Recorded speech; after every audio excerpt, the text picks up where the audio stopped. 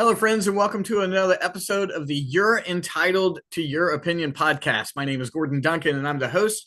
And on the You're Entitled to Your Opinion podcast, we do genre, horror, sci fi, action, adventure, really things left to center. The podcast was originally started with my daughter, Emma. She's coming home for the Christmas holiday. She has promised me that she's going to hop back on for an episode. But I do want to remind you that this podcast is part of the larger Capitalize Your Best Podcast Network.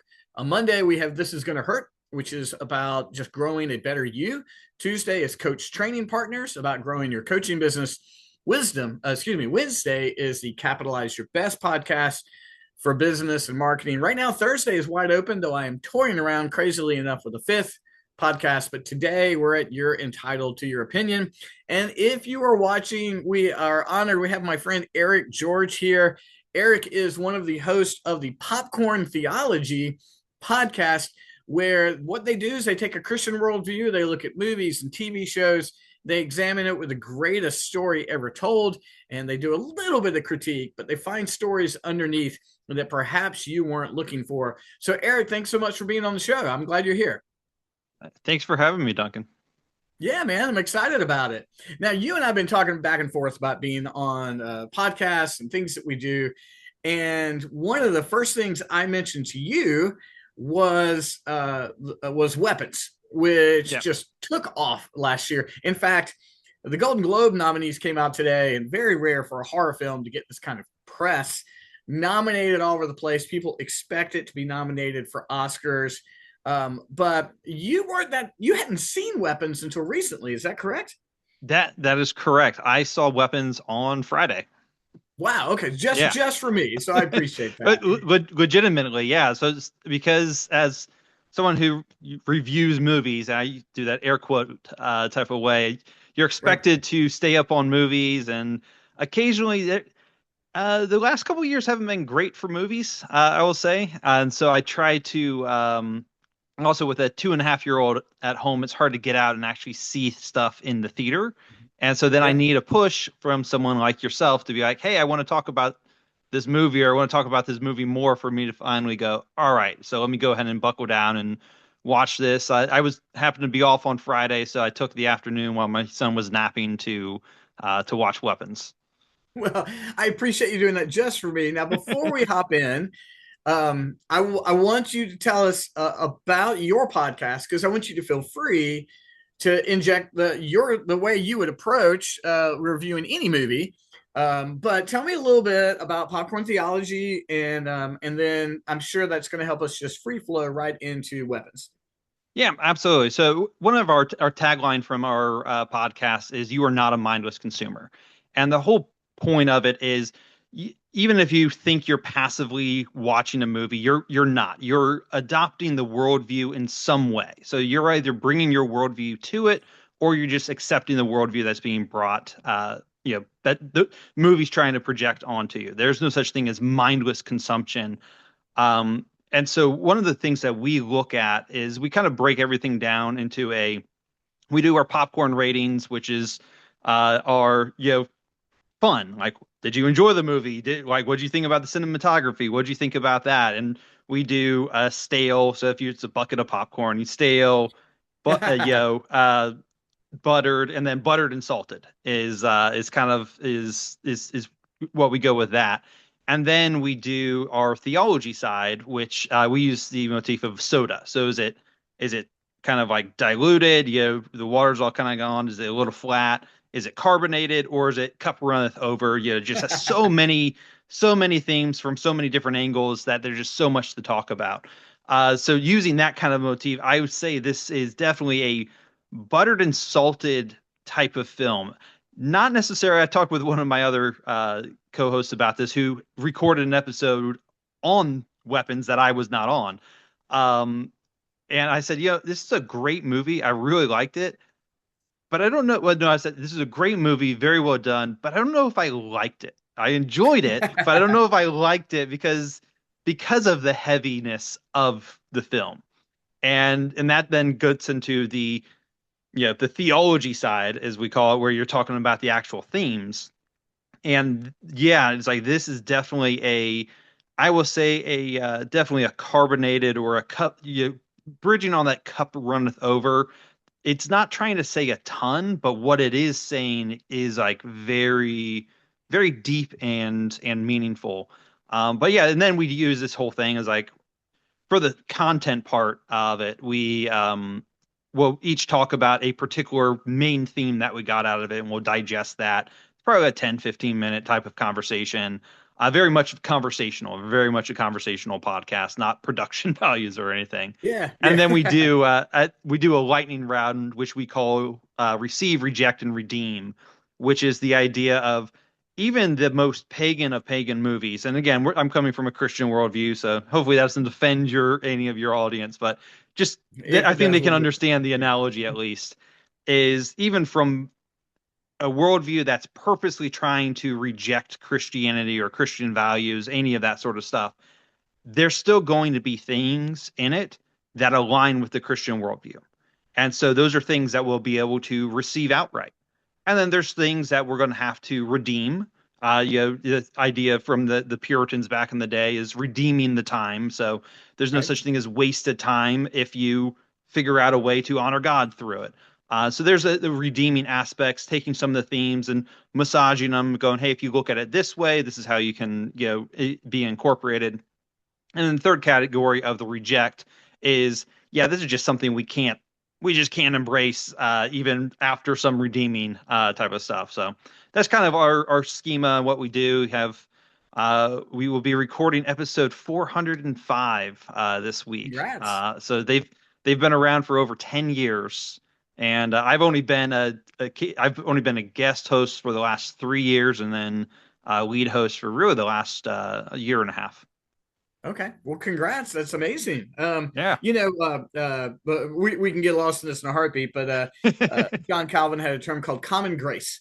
And Yes. so, common grace is when you find the themes of goodness and grace in any regular thing, or just the general goodness of God expressed to all people. So, it sounds like that's what you guys are doing. So, congrats on Absolutely. hanging in there. And hey, these things are work, but you're here to talk about weapons. So I look forward to your perspective. Now, I want to make sure I pronounce it. I believe the director's name is Zach Kreger. He does not have a massively extensive IMDb, but he is very famous for a movie called Barbarians. Have you seen Barbarians? I have not. Oof. And so I know it's a, Episode two with you and me then. Okay. I know. So you and Trey have both gotten me on about this. Trey was the first person, Trey Henderson, he was the first one Yep. that was like, have you seen Weapons? I was like, no, haven't yet. And he's like, oh, you should do it. And then go watch Barbarians. So I will have to watch Barbarians and come back on with Well, you. I would love to have you on. It's one of those. I had Tom Gigliotti from the Shout It Out Loudcast on, and we did our overrated and underrated horror movies. And Barbarians is what enabled Weapons, and I'm not going to give anything Yeah. away. Insanely strong movie with a wonderful twist. You make a horror movie, which Barbarians definitely is. There's you can have a quick route to having the ability to make a ton of movies, or it doesn't land and you're relegated to Tubi, which don't get me wrong, I'll watch a good Tubi horror movie in a heartbeat.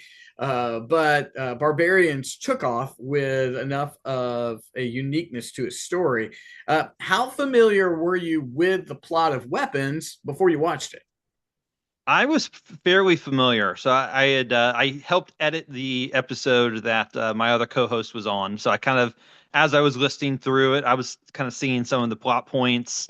And then I had watched another YouTube person, the quick, 5 minute, rundown of it. So I was fairly familiar with it, but no real I didn't know any of the actual beats that would be happening throughout the film. I didn't know how it ended. I knew they won.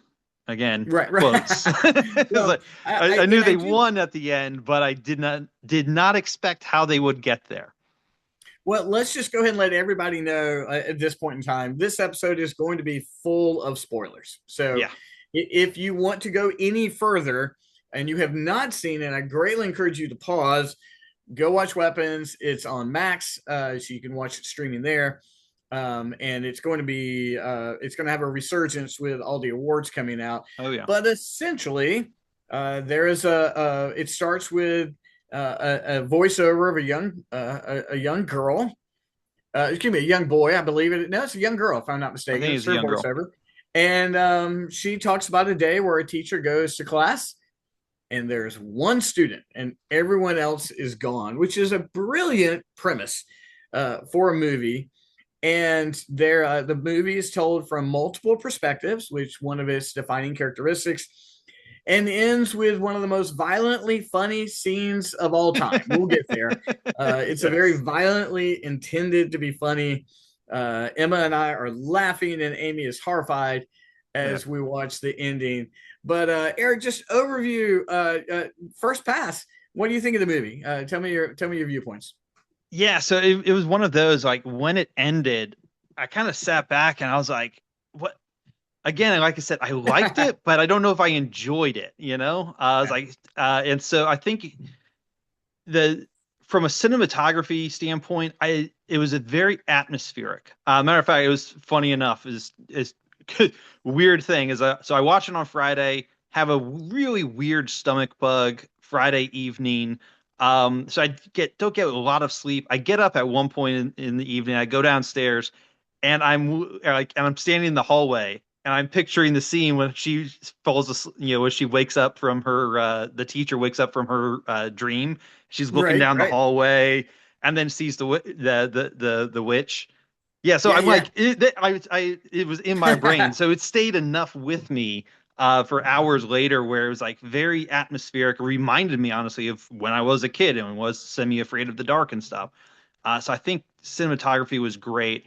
Um, I don't think there was a bad performance in the film. Yeah, Mm-mm. and again, it's Mm-mm. like, and especially when you're working with like child actors, it's kind of hard to pull some of that stuff off, but they did Truly, great.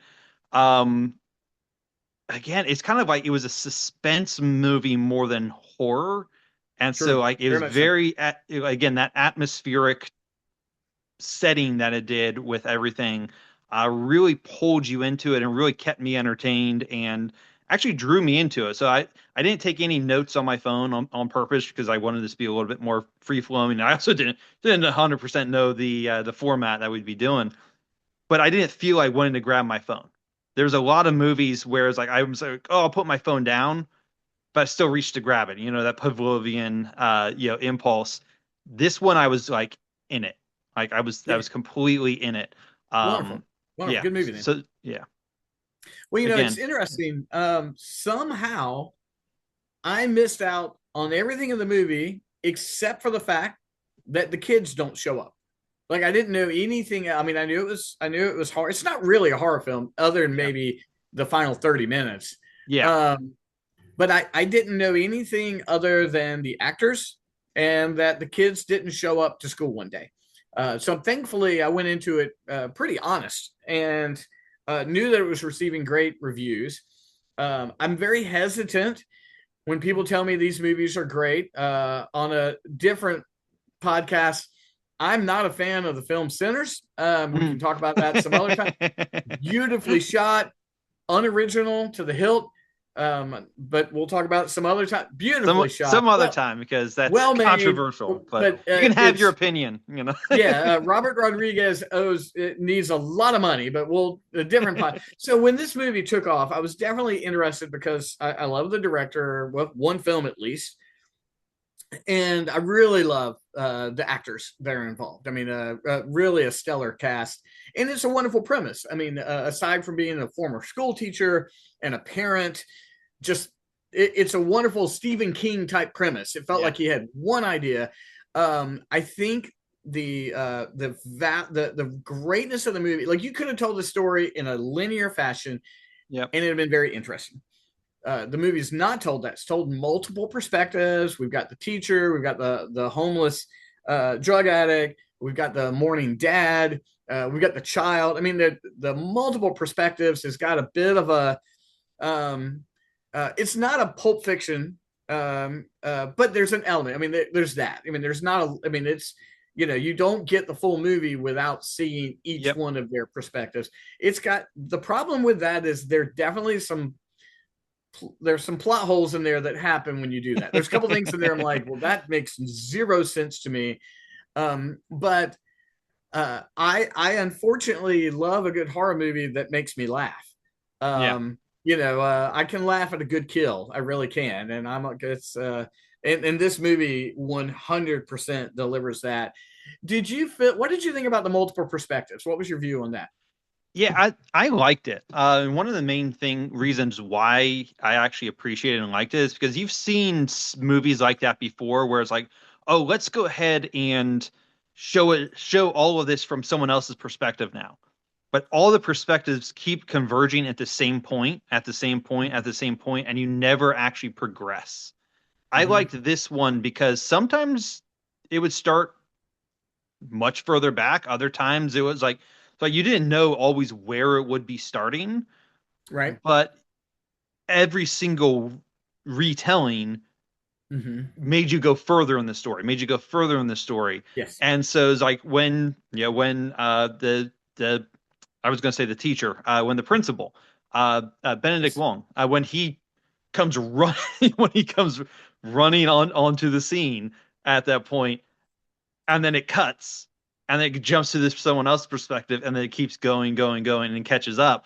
Like most amateur directors, like you didn't like they would have stopped at that scene again and then started with someone else, and then over and over and over again. And so I love the multiple perspectives because, like you said, you could show it in the linear viewpoint where you're just cutting between characters and doing it, and you get the same story, Right. but it Right. wouldn't have that level of mystery that Yes. to it. Whereas it's that cliffhanger ending, right? It's the cliffhanger ending of when this section of the story stops and you jump Right. back and this new person, you're like, wait, you're going to get there, but you're also simultaneously enjoying the journey of this new person.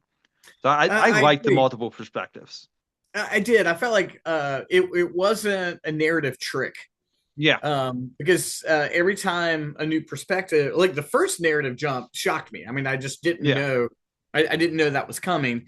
And I liked the variety of who we got. I mean, I thought the homeless drug addict uh, added so much by yeah, like he's not a major part of the story, yeah. and I thought that added a lot. I mean, yeah, obviously, I mean, it became so famous after Pulp Fiction, and like Crash had that, and that is a derided best movie. I mean, it's one of those times where the Academy goes, "We got that wrong." There's an older movie pre Pulp Fiction called Grand Canyon, which is one of my favorite movies of Hmm. all time. It does not hold up well, but in the 90s, I just thought it was amazing. Rare drama turn by Steve Martin. But what I liked about this was you're right. Each perspective actually advanced the movie a little bit more, but held us out in suspense until we finally got the young boy's Yep. perspective.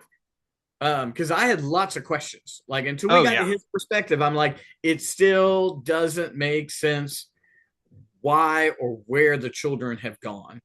Did you feel like what do you think of the ant? What do you think of the witch? I mean, what do you think of that Gladys, being Gladys. what was going on? Yeah, so it is kind of an interesting, like I that part of it was spoiled for me. I knew that there was witchcraft or the occult going into it. So I imagine if you didn't have that, it would kind of be I could see it kind of like a tonal shift where I was like, wait, what? Um, and that's where it's kind of one of those questions I have is like, I wonder what type of story he is actually trying to tell. Because I mean, it could have been, and people have done, drawn the comparison to like gun violence and schools and stuff like that. I mean, one day all the kids are there, the next day they're not. And Right. everyone lives with has to live with the fallout, and it could very easily be taken that way. Um, but then when he adds the witchcraft and there's actual malevolent force that's Mm-hmm. actually orchestrating all of this, it kind of to me muddies the waters a little bit on exactly what's the clear what's the clear message he's trying to get across, or the clear story he's trying to get across, because it changes it in a way that when you have a defined antagonist versus everyone's just thinks that thinks that the teacher, um she must have something to do with it. She must have something to do with it. And then it turns out Right. there actually was a conspiracy. Um, so I'm not quite sure. I liked the portrayal of it. I think Gladys was a fantastic witch, and I think that's what real witches, you know, the stereotype Right. witch. I think that's what they were. Was probably more like that than anything else. But I think he did it well, but I think he could have told a very different story if he just left it overall mystery at the end instead of having a defined antagonist that materializes basically in the third act or halfway through the second act, I would say. Yeah, I mean that's an interesting perspective. I mean, Gladys is getting rave reviews, Oscar nominations. There's rumors of a prequel, and those kind of things. Because I mean, I think there is a story to be told there. Yeah. We'll see if a prequel would have any weight to it or not. I don't necessarily I want a I prequel for generally don't Gladys. like prequels about villains because while you're watching it, you know the villain wins, right? Well, there's that, and also Hollywood doesn't have the guts. I don't want to be sympathetic for Gladys. I want to hate her. I don't want Yeah. some origin story where I'm like, oh, that was sad for her. This is who she became. Prequels are hard. I mean, they're. I mean, that would be a podcast in itself. Any Oh yeah. good prequel. Um, Black Widow wasn't very good, and I No. want but I'm gonna watch it if it's on television. But and they're working on a Matrix prequel. We can do that whole thing. I mean, but yeah, I love the Matrix, but we'll talk about that on another day. But what I enjoy here is I think the best answer was some supernatural element. I'm glad it wasn't aliens because Yeah. Jordan Peele's killed that for everybody. That last Nope was awful. Whatever that, I mean, that movie was terrible. We'll talk about that another day too. But there had to be something that would make this kid so enigmatic, and Yeah. it was curious why he acted the way he was, why he didn't want to talk to his teacher, the secrecy. And it's based upon him loving his mother and father, and that's a wonderfully redemptive story. Yeah. What am I going to do to take care of mom and dad? And he was willing to sacrifice every one of his classmates if that in some way was going to rescue mom and dad. And that is that story element I have found has been missed on most everybody. They focus Hmm. on Gladys, but here's a kid put in an impossible situation. He's Yeah. not been physically abused necessarily, but he's like, I love my mom and dad. What am I going to do? It's funny. My kids sent me photos of canned soup with pop top lids after this movie, and I'm like, all right, you're making an impact at this point in Yeah. time. And at Halloween, we had kids in the neighborhood running around in straight arms. I'm like, okay, you've made a cultural impact. Tell me this. So let me get this straight. We've got the teacher, we've got the parent, we got the principal, we got the drug addict, and we have the child. I think those are our perspectives, if I'm not mistaken. The I think police officer. the police officer. Forgive me. That's correct. Yeah. That's correct. Yeah. Um, were there any of those that you felt like were significantly weak? And honestly, the police officer one, to Yeah, me, I think was kind of 100%. superfluous. It didn't add too much to it other than again, kind of like giving for basically the third act finale, giving the teacher someone to fight that had some sort of emotional weight to it. And so I think you could probably cut that one out, and it would still flow fairly well. You'd have to rework some stuff with the drug addict, but at the same time, uh, she's an alcoholic, so it's not Right, much right. of a it's not too much of a stretch to have her interact with a druggie at some point. To try to alcohol is not doing it for her. she runs into him outside the convenience store. I mean, that's one of the narrative threads that happens with that. Is she actually comes across him at some Right. early on. So I think you probably could have done that with that. I think the police officer one was obviously a little bit more of the comedic relief. It was kind of like a from the I forget where the break is with where it breaks with the story, but I think it was pretty heavy, like right before then, before it breaks to him. So I think maybe Hmm. that was to bring down the tension a little bit, let the story kind of keep going some. Um, but yeah, definitely that. Let me ask you about the because I was having this conversation with my co-host. The narration. What do you think about the narration? Did you like it? Could you took it? Could you left it? What do you You think? know, it's great because sometimes narration is a weak plot point. Like I Yeah. need to just get you there because I don't know how else to do it. Um, I thought the beginning narration was extremely powerful. I mean, Okay. I don't take a lot of notes, but I did take a note for that because I'm first of all, this is a true story. Well, it's not. I mean, what a great way to bring us in. And I mean, Yeah. people are like, "Well, it's not." Well, it's like, well, that's the power of film. But the children's voice leaving us with, I mean, her open narration stopped with the children running out the door. I enjoyed that. I wouldn't have tolerated it constantly. Yeah. I mean, like powerful voiceover. Like I think the voiceover that pops up in Inglorious Bastards is brilliant because it's not expected. Hmm. But one of my favorite movies, The Hateful Eight, the voiceover there is to fix the fact that the script was stolen, and Quentin Tarantino had to fix the movie. So you're like, where did this come from? Well, literally, the script was stolen, and he wouldn't film the script that was stolen. So I enjoyed it. I did. Um, I think what I find the most resonance with, I mean, I think the storyline I enjoy most is the teachers, by the way. I mean, I think Hmm. she's a complicated mess of I a think so. person, Yeah. alcoholic, uh, teacher loves the kids, gets too involved in the kids, has this messy relationship. But when I look at the dad, I look at Josh Brolin's character, already suffering as a person, and then can't handle this second, understandably, can't handle this second loss. Yeah. His marriage is falling apart. His company is falling apart. But he's not going to stop on this one. Like he's got to find out what happened to his child. That story. I mean, as a dad, I just love him. I mean, it's the Liam Neeson and Taken. Like I get you, Yeah. bro. Like I will do Yeah. whatever. I will burn every single thing in the ground to find out what happened to my Yeah. kid. That story is powerful and way deeper than many other horror movies. I enjoyed Yeah. his story a lot. That's something I agree. My son's only 2.5 years old, so I just have the one kid right now, and it's been the last 2.5 years is when I've started to pick up on like all like things that I would watch previously that I was like, oh yeah, whatever. And now as I'm watching it, I'm like getting all like teary eyed and stuff like that. It's like I told you, you popcorn theology. We're covering Little Women. For our patron saints wanted us to cover a Christmas movie, and they picked 2019 Little Women. Great movie, not a Christmas movie, but whatever.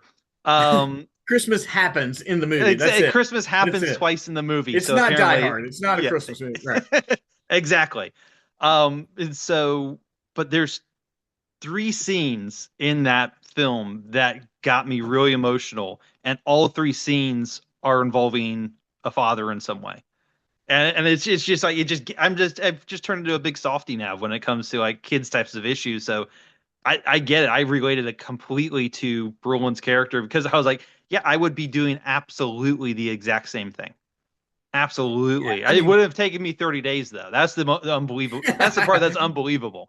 well, on a different note, I mean, Brolin's done Thanos and Deadpool. I'm Yeah. happy to see him like exercise his muscles again. He did in this Yes. film, and Yeah. but yes, and by the way, the most two recent Little Women are staples in a house with three daughters. I mean, Yeah. Christmas is coming. They declare them as Christmas movies, but decry Die Hard for a different day.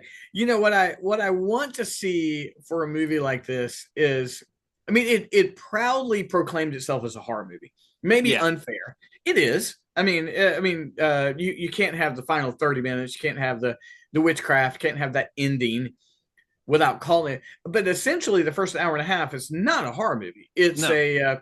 It's a mystery. Yeah. It's terrifying. But I think I have a friend named Leon Brown who's gone out to California to make horror movies, and he's got one on Amazon that's fairly decent. But I mean, his point is horror movies show the honesty of human emotion maybe better than Yes. any other realm. And Yes. it is one of those things that gets overlooked when people are like, "Oh, I don't watch horror movies." I'm like, "Well, this movie is different. You're going to have to stomach the ending, Mm-hmm. but it makes you ask questions about how does community handle loss, which is the maybe the gun violence avenue, which Krieger has not given. Like he has Yeah. not said it was. Hmm. Um, how do you handle that loss? How's the father handle that loss? How's an alcoholic teacher handle being single in the community? How's a child handle trauma of a parent? And there's some themes in here that go beyond Jason Voorhees, that kind of thing. Yeah. So, well, tell No, me, go I ahead. was I was just gonna say no, that point that he made or your friend made about the like horror films basically like I would say it this way, they just get rid of all the BS of the world. And I said this about war flicks is they take, oh, you think this is important? Well, is it important in the context of war? Yeah, it's probably not. Yeah. It's like is the Right, TPS right. report is the TPS report actually important when there's gunfire going on? No, it's not. Oh, What's no. important is the man next to you. Is the guy on the radio, all that sort of stuff. And same thing with horror is when you get to that, horror is one of the last places where you have defined good and evil. And so so you're able to actually have those conversations of, well, what is objective morality? Well, why do you root for Jason? Or I should say, why don't you root for Jason? Right. If you do root for him, that's a different conversation.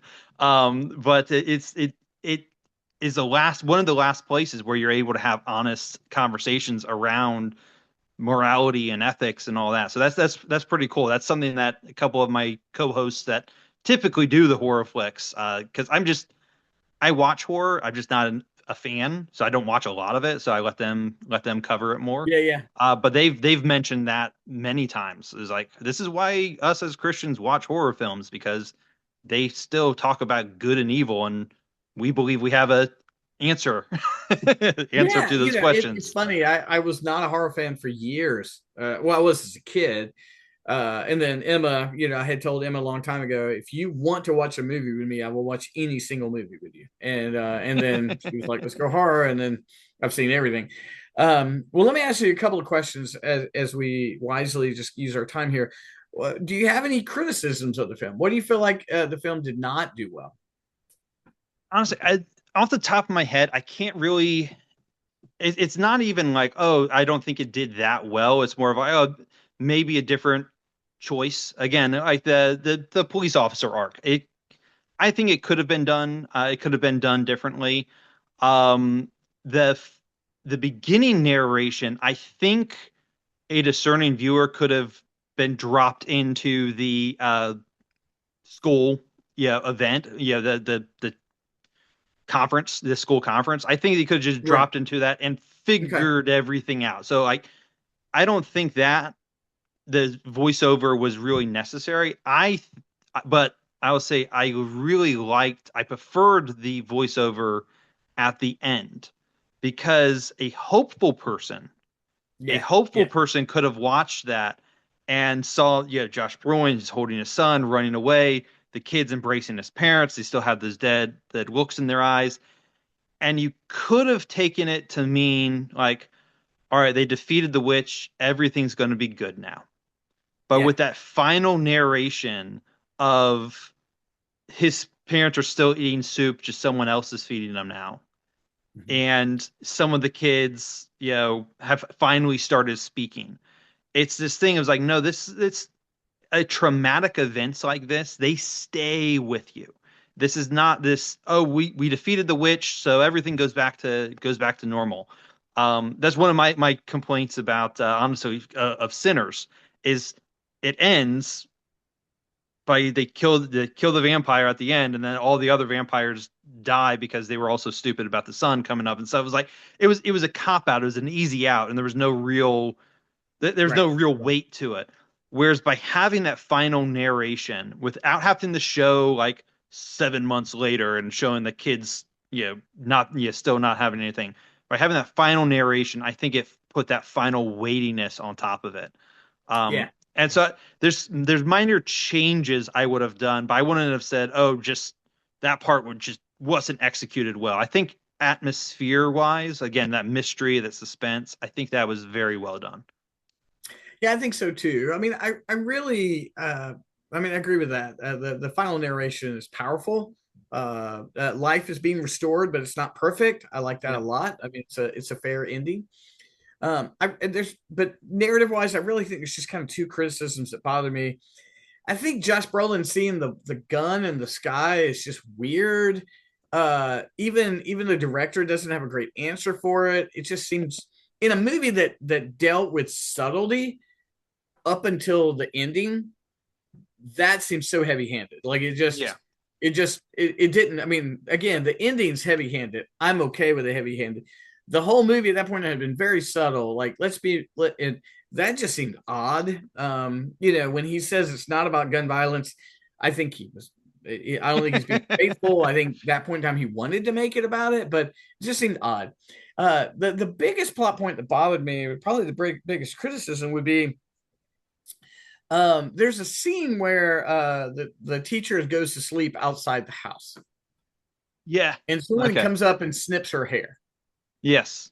Well, in the plot device, that would have given a control of the witch would have had control over her at that point in time, and I don't understand why she didn't, because Yeah. there seems to be this battle with her throughout the movie. Like, why didn't you just start controlling? Like, all that scene did was just make it creepy. Like, ooh, someone came up and cut your hair while you're asleep. Nothing came of it. Yeah, And you're right about that. I thought, yeah, you're right. I hadn't realized that was, or did she need? No, I think this is where it is. She needed the person she was controlling. She needed an object from them, and I think hair or something from the person to be attacked. Because if you remember when Benedict Wong's character and his husband, she snips hair off of the husband and then breaks it, and that's when Benedict Wong goes crazy and kills the husband. yeah, but I mean, And so you're so right. then she wraps the blonde girl's hair. But yeah, but at the same time, it's like if she wanted to just control her, she should have been able to do it from the same way, or take something out of the car. My biggest complaint about it was the fact that you had your car unlocked, but Well, you're sleeping outside your kid's house is the biggest problem. But well, yeah, I well, mean, yeah, I mean, she controlled the yeah, kids with just one stolen item, and so I just exactly, thought it just seemed weird. It was very creepy at that time. I was like, ooh, that's yeah. weird. But Well, in the especially when big the picture, actress cut. That is I get the gripe and I get the point, but I think it is one of the. I think you're right. I talk about this a couple of times. The style over substance, where the scene it's so incredible. I mean, agreed. the door opens is dark, and then out Yeah, comes creepy walking with the scissors and right up to the yeah, car, and then opens the back door, cuts it like creep wise, yeah. But you're right from a plot standpoint of well, why didn't the witch just not control her? And then yeah. her I mean, problem would have been, yeah, but you're right. I mean, world building is not easy. It's very hard to have a perfect Yeah. world built. You're creating a theology of her Yeah. spirituality, which is hard to even in the best of pictures have a consistent theology. Yeah.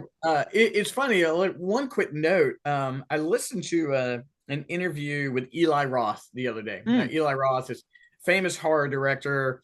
He did Thanksgiving most recently, which is probably his most successful film, and he's a minor actor in some Tarantino films.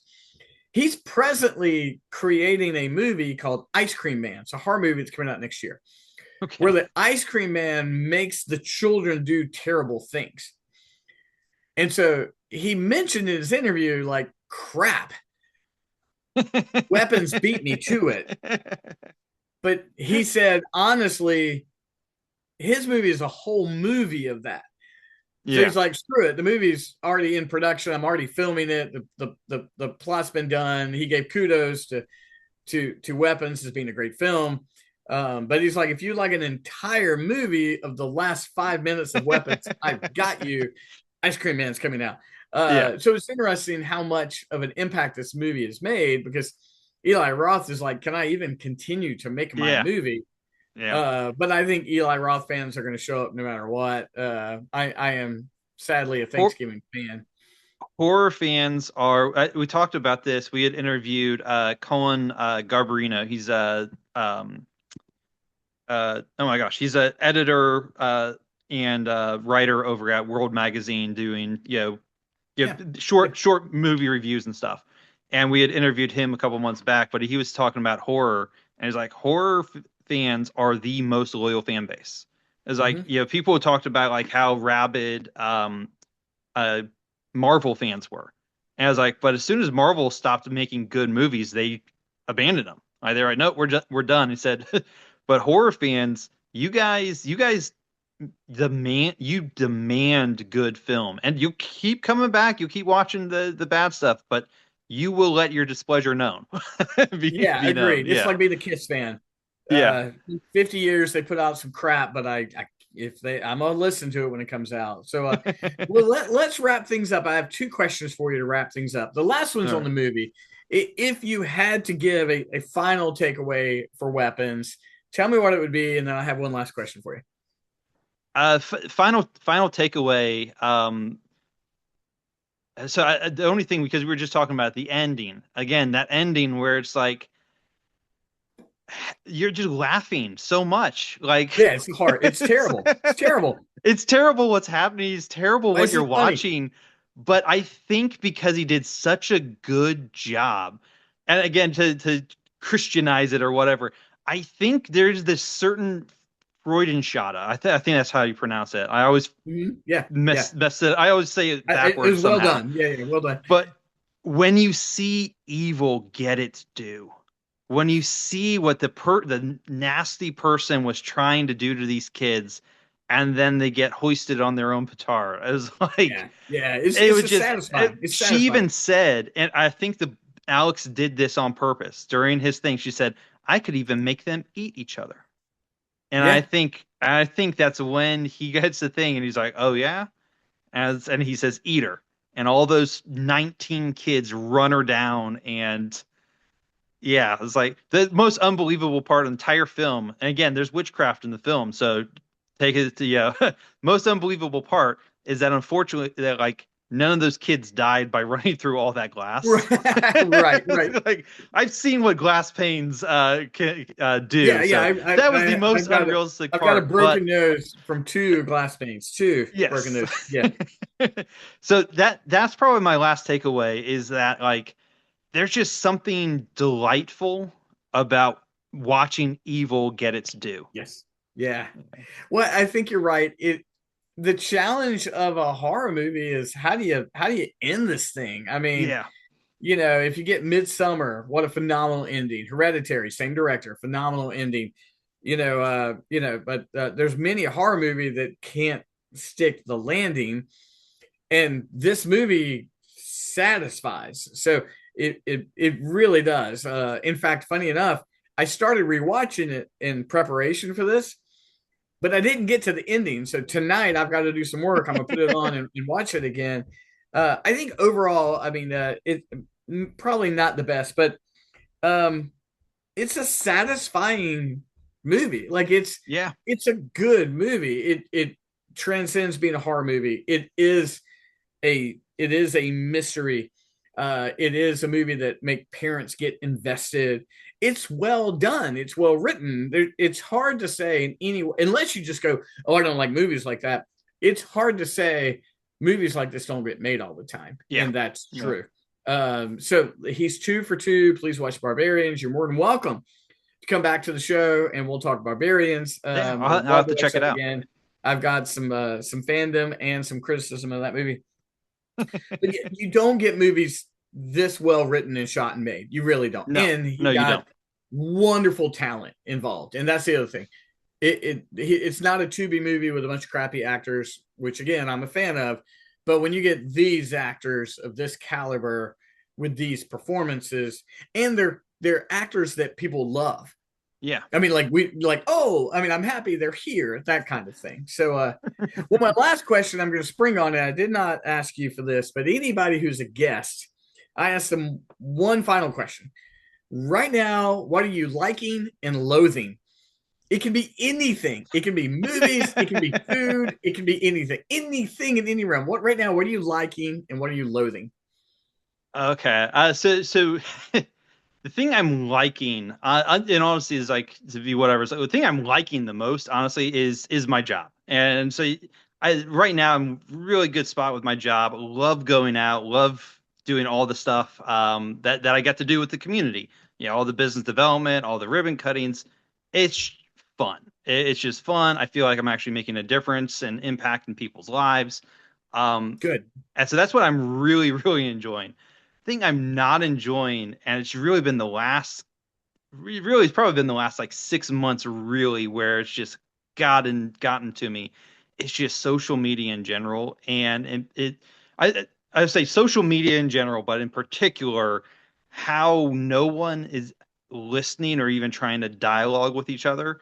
And part of it, we're starting to learn that like 30% of all interactions online are between bots anyway. And so it's like Right. Right. you don't Right. even know who you're talking about.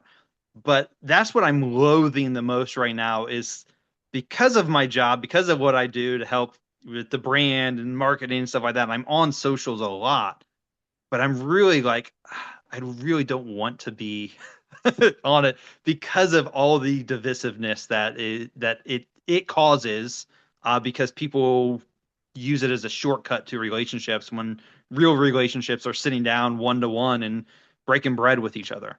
And so that's Yeah. that's what I'm loathing right now. Loving in the community, working with people, getting to know people face to face, like how you and I got to know each other. And Yeah. then what I'm loathing is how this podcast is distributed through social media. Yeah. Love it. Well, I always share mine. And again, this might have great depth or might have nothing at all. So I'll give you one pop culture. As you can see, my favorite band in the world is Kiss. Uh, in the last month, they've released two box sets with four live concerts. So I've Oh had wow. plenty of background music, 26 albums and all the live. Where do you find something new? For some reason, in the last month, they've dumped four live concerts on me I've never heard before. So Wow. I've enjoyed that as a fan. I've enjoyed just running all that in the background. I have not gotten tired of it at all. In fact, they just were given the Kennedy Center honors Friday Oh night, which wow. is Yeah. crazy. No one expected that. What am I loathing? You know what? As a runner, uh, I enjoy running in difficult weather. I really do. I love running in the rain. For whatever reason, my body this year is struggling adapting to the cold. Tomorrow Mm. morning is going to be 18 degrees. I usually make a quick adjustment. I love the rain, but temps are hard for me. So I am not enjoying wearing double gloves and hand warmers to go for a Oof. run. So at Yeah. the moment, I am loathing the weather, but we will be okay. We're going to be okay. So, Eric, listen, I've loved having you on. You are welcome anytime you want. Thank you, Gordon. Really, I appreciate it. Yeah. I've got a stable of a couple of folks that I've told you want to come on, just tell me and we'll hop on to Zoom. So if you got a topic, let me know. I'd love to talk barbarians. I would love to discuss Christian perspective in movies with you anytime you like. If Absolutely. that's the angle you'd like to go. We'll have to do a redux on Sinners because yeah, maybe get some controversial opinions because I I, I love that movie. am I am on record with it a well shot movie that I'm very angry about. I am on the record. Bring all the shots to me. Win all the awards you want, but I'm not a fan at this point in time. Yeah. So I will steadily stand my ground on that. But Eric, you have an open invitation. I invite you to two communities. There's a community called Chamber of Thrills, Hmm. which is a horror community run by my buddy Tom. So check him out. And of course, we now have the You're Invited to My, I think you're a part of the You're Entitled to Your Opinion community. So Yes. Yep. feel free to share your show there or anything you like. Be active there. That community is growing. Eric, thanks for showing up. Everybody, please check out Popcorn Theology. The shows don't last that long. And I've been in this world. I've been in the boxing world of podcasting for 8 years. Hanging in that long is a lot of hard work. There's a lot of old episodes you should go check out for Popcorn Theology. There's a lot to learn there. I bet you their opinions have changed. So listen to an old show and then give them a hard time about it. Eric, you're Yep. always welcome back anytime you like. Okay, my friend? Excellent. Thank you, Gordon. Thanks so much.